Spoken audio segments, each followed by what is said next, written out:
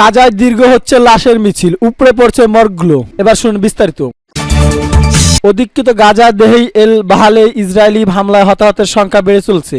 এতে লাশের মিছিল এতটাই দীর্ঘ হচ্ছে যে সেখানকার মর্গগুলো উপড়ে পড়েছে এবং হাসপাতালগুলো হিমশিম খাচ্ছে।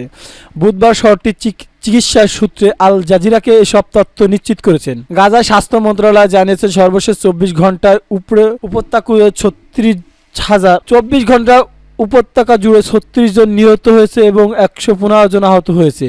ইসরায়েলি বাহিনী বলেছেন তাদের স্থল বাহিনীর মধ্যে গাজায় দেহল এল বাহালের বুরেস শরণার্থী শিবিরে পৌঁছে গেছেন। অন্যদিকে তাদের যুদ্ধবিমান এবং আর্টিলারি বহন এলাকাটি লক্ষ্যবস্তু পরিণত হয়েছে। এদিকে হামাস বলেছেন ইসরায়েলি স্থায়ী যুদ্ধবিরতি এবং গাজা থেকে তাদের সেনা পুরোপুরি প্রত্যাহার করা স্পষ্ট প্রতিশ্রুতি না দিলে তারা কোনো চুক্তিতে সম্মত হবেন না। কারণ ইসরায়েলি প্রধানমন্ত্রী নেতানিয়াহু পুনরায় বলেছেন যে এই গোষ্ঠী নির্মূল না হওয়া পর্যন্ত যুদ্ধ চলবে। গত 7 অক্টোবর থেকে গাজা ইসরায়েলি চলমান যুদ্ধে এ পর্যন্ত 36,586 জন ফিলিস্তিনি নিহত এবং 83,074 জন আহত হয়েছে। বিপরীত হামাসের হামলায় ইসরায়েলের মৃতের সংখ্যা অন্তত 1,139 জন। এছাড়া এখনও গাজায় হামাসের হাতের বন্দী রয়েছে কয়েক ডজন ইসরায়েলি নাগরিক।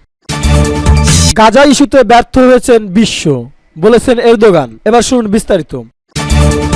গাজা উপত্যকায় ইসরায়েল শুধু শিশু হত্যা করেছেন না, তারা মানবতাকে ছিন্ন ভিন্ন করে মন্তব্য করেছেন তুরস্কের president Recep Tayyip Erdogan. Gaza ইস্যুতে বিশ্ব মানবতা ব্যর্থ হয়েছে বলেও মনে করেন তিনি। মঙ্গলবার আগ্রাসনের শিকার নিরীহ শিশুদের আন্তর্জাতিক দিবসে গাজায় ঝুঁকিতে থাকা শিশুদের রক্ষা করতে জাতিসংঘকে কার্যকরী পদক্ষেপ নিতে আহ্বান জানিয়েছেন এমন মন্তব্য করে তিনি। গাজা ইসরায়েলি গণহত্যা বন্ধের উপর জোর দিয়ে বিশেষ এই দিবসে দেওয়া বার্তা এরদোগান বলেন, মাসের পর মাস গাজায় নিরীহ শিশুদের গণহত্যা চালানো হচ্ছে, এর বিরুদ্ধে জাতিসংঘ কার্যকরী পদক্ষেপ নিতে আহ্বান জানাই। বার্তা জাতিসংঘের নিরাপত্তা পরিষদের 5 সদস্যের দিকে ইঙ্গিত করে এরদোগান যোগ দেন, বিশ্ব কিন্তু 5-এর মধ্যে সীমাবদ্ধ নয়। আগ্রাসন শিকার নিরীহ শিশুদের আন্তর্জাতিক দিবসে ইসরায়েলি আগ্রাসনে নিহত হাজার শিশুদের স্মরণ করে এরদোগান বলেন, এই বিশেষ দিবসে আমি দুঃখভ্রান্ত হৃদয়ে স্মরণ করছি 7 অক্টোবর থেকে এ পর্যন্ত গাজায় প্রাণ হারানো সেই 15,000 শিশুর কথা যাদের বর্বরভাবে হত্যা করা হয়েছে।